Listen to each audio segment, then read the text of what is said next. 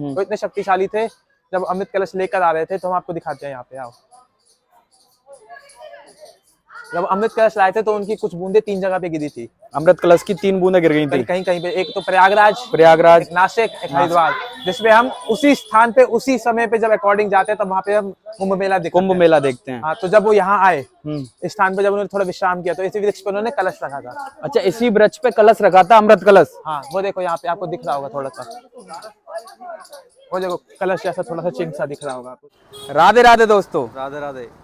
तो आज मैं आया हुआ हूँ वृंदावन में एक नई जगह पे, जिसका नाम है कालीदेह, पुरानी कालीदेह, जो जिस स्वरूप में है उसी स्वरूप में मैं आपको दिखाऊंगा और इस मंदिर की संपूर्ण जानकारी दूंगा। ये वो जगह है कालीदेह जहाँ पर कालिया नाग का श्री कृष्ण भगवान ने मर्दन किया था। मेरे साथ हैं जयदेव जी, जो हमें यहाँ की संपूर्ण जानकारी देंगे और बताएंगे ये क्यों महत्वपूर्ण है ये जगह और क्या इसकी मान्यता है, सब चीजें हमें ये बताएंगे। चलिए सुनते हैं। यह स्थान का नाम है कालिया देह, जो आप देख रहे हैं स्थान पे, और आगे हम चलते हुए दर्शन करेंगे। यहाँ पे जैसे कृष्ण जी कालिया नाग के ऊपर फन पे नृत्य कर रहे हैं, और साथ में उनकी जो नाग पत्नियां हैं वो यहाँ से खड़ी हुई हैं। हम आगे पूरी जानकारी लेंगे कि क्यों इनकी नाग पत्नियां जो हैं इनसे क्या प्रार्थना कर रही हैं, और आगे चलते हम वृक्ष की तरफ ले जाते हैं आपको। ये तो कदम वृक्ष है ना? हाँ, ये वही कदम वृक्ष है। इसी वृक्ष पर कृष्ण जी चढ़कर यमुना जी में छलांग लगाई थी उन्होंने। यमुना जी पहले यहाँ हुआ करती थी, इसी स्थान पे हुआ करती थी 500 पहले यहाँ हुआ करती थी। 5-4 वर्ष पहले पूरा ये जो सड़क है ये सब उस समय यमुना जी हुआ करती थी। अच्छा। मीराबाई भी जब ब्रज में आई थी तब उन्होंने भी स्थान देखा था, यमुना जी यहाँ बहती थी। मीराबाई के समय पे भी 500 वर्ष पूर्व जी चैतन्य महाप्रभु जी मीराबाई जब ब्रज में आए थे तब यही स्थान पर यमुना जी बहा करती थी। अच्छा। मीराबाई ने बोला ना, घर घर तुलसी ठाकुर सेवा, और उन्होंने देखा निर्मल नीर बहे यमुना को, अली मोहे लागे वृंदावन को। उस समय यमुना का स्वच्छ जल यहाँ पे बहता था। और हम ये वृक्ष के आप दर्शन करिए, और वृक्ष की हम आपको कथा बताते हैं, वृक्ष की क्या लीला है, कैसे महत्वता है। कि इसकी कालिया देह की 2 लीला है, एक श्रीमद् भागवतम के अनुसार, एक सूरदास जी के अनुसार। तो सूरदास जी के अनुसार लीला जहाँ पे हम देखते हैं, जब टीवी में भी दिखाई जाती है कि सब सखाओं के साथ कृष्ण जी गेंद खेल रहे थे।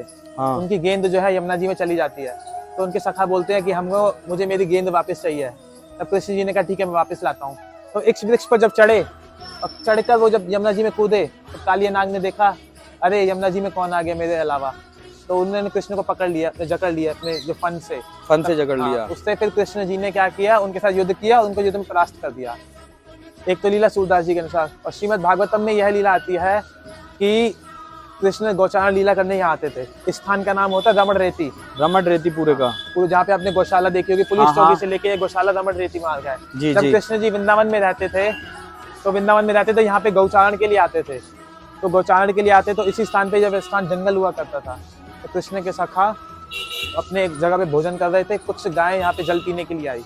जब जल पीने आई तो उन्होंने जल पी के मूर्छित हो गई। तो सखा लोग बोले कि कृष्ण बहुत देर हो गई है, अभी तक हमारी गाय वापस नहीं आई।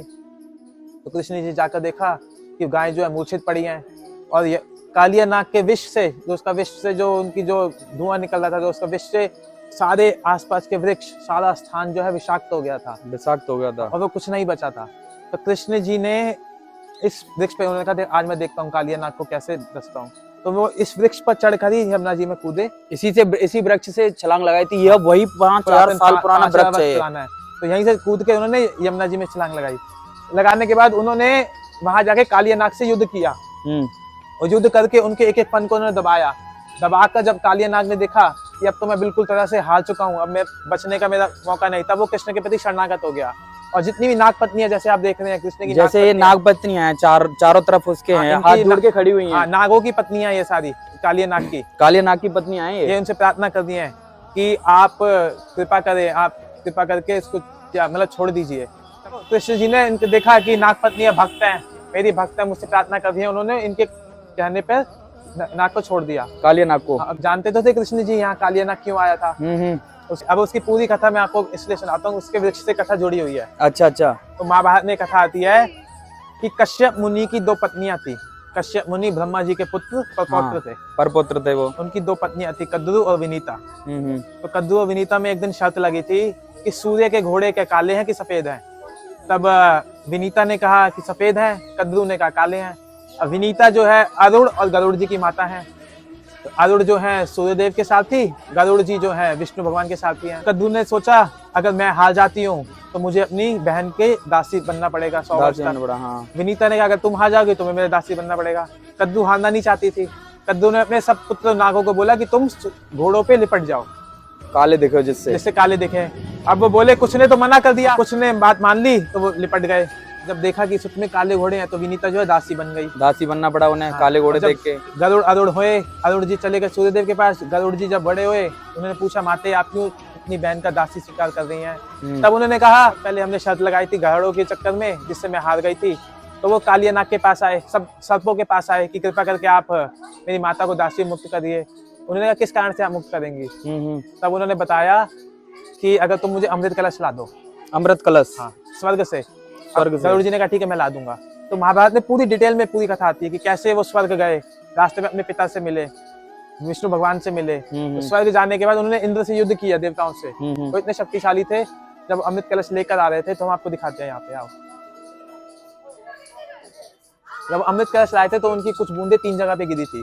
अमृत कलश की 3 बूंदें गिर गई थी कहीं कहीं पे। एक तो प्रयागराज, प्रयागराज, एक नासिक, एक हरिद्वार, जिसमें हम उसी स्थान पे उसी समय पे जब अकॉर्डिंग जाते हैं तब वहाँ पे हम कुंभ मेला देखते हैं। हाँ, तो जब वो यहाँ आए इस स्थान पे, जब उन्होंने थोड़ा विश्राम किया तो इसी वृक्ष पे उन्होंने कलश रखा था। अच्छा, इसी वृक्ष पे कलश रखा था, अमृत कलश। हाँ, वो देखो यहाँ पे आपको दिख रहा होगा थोड़ा सा, वो देखो कलश जैसा थोड़ा सा चिन्ह सा दिख रहा होगा, आपको जूम करके देखिए। हाँ हाँ हाँ। तो इस वजह से यह वृक्ष जो है अमर हो गया था। ये जो है आगे दिख रहा है जो ये कलश जैसा जी, जब उन्होंने अमृत दे दिया तो इंद्र जी ने वो अमृत को चुरा लिया था सर्पों से। सर्प जो मतलब गुस्से में थे। अब गरुड़ जी से लड़ने आए तो गरुड़ जी क्या है, हर सर्पों को खाते थे। गरुड़ जी सर्पों का आहार बन गए थे। गरुड़ जी का नियम है एक सर्प कुछ ना कुछ प्रतिदिन सर्प खाना। सर्पों ने मीटिंग करी कि हम तो ऐसे हमारी जाति खत्म हो जाएगी। तो उन्होंने कहा कि ठीक है, हम आपको प्रतिदिन एक सर्प भेजा करेंगे, गरुड़ जी को। हाँ। तो जब गरुड़ जी को जब सर्प भेजे तब कालियानाग की बारी आई। तो कालियानाग बहुत शक्तिशाली था। उसने कहा कि मैं क्यों जाऊं, मैं युद्ध करूंगा। तो गरुड़ जी युद्ध करने लगा और वो युद्ध में करते करते थक गया और वो भागते भागते इस स्थान पर आया। इस स्थान पर आके छुप गया। और गरुड़ जी यहाँ आ नहीं सकते थे, उसका भी एक कारण है। गरुड़ जी यहाँ नहीं आ सकते थे क्योंकि यहाँ पे एक ऋषि थे, सौबरी ऋषि। सोबरी ऋषि, वो तपस्या करते थे यहाँ यमुना के अंदर ही। तो किसी जमाने में गरुड़ जी आके यहाँ मछलियां खाई थी उन्होंने, क्योंकि गरुड़ जी का भोजन है मछलियां और सब। तो उन्होंने मछलियों ने कहा ऋषि से कि आप भी जल में, हम भी जल में, आप हमारी रक्षा करिए। उन्होंने कहा ठीक है, अगर गरुड़ जी अब दोबारा यहाँ आएंगे उनसे रक्षा मैं करूंगा। वो मर जाएंगे यहाँ। अच्छा अच्छा, उन्हें श्राप लग गया था। हाँ, इसी वजह से गरुड़ जी यहाँ आते नहीं थे, उनको ऋषि श्राप था। तो फिर वो यहीं पे वो जो है गरुड़ जी आ नहीं सकते थे, कालियानाग आके छुप गया और यहीं से राज करता था सभी नागों पे। यहीं पे आके नाच करता था, जिससे आप देख सकते हैं कि कालियानाग का स्थान है। और उन्होंने यहीं पे जाके कृष्ण जी ने उनको हराया। और हारने के बाद फिर उन्होंने प्रार्थना करी। फिर वो यहाँ से जाकर फिजी, जिसको रमणक द्वीप बोला जाता है, पुरातन नाम है रमणक द्वीप, आजकल का नाम है फिजी। फिजी हाँ, फिजी में वो यहाँ से चले गए थे फिजी में। अच्छा, कालियानाग, और फिर इस स्थान को छोड़ दिया था। और एक ये जगह, एक ये बताते हैं, काफी रहस्यमय बताते हैं, बोला ये पूरा अंदर तक इसमें दिखाई देता है।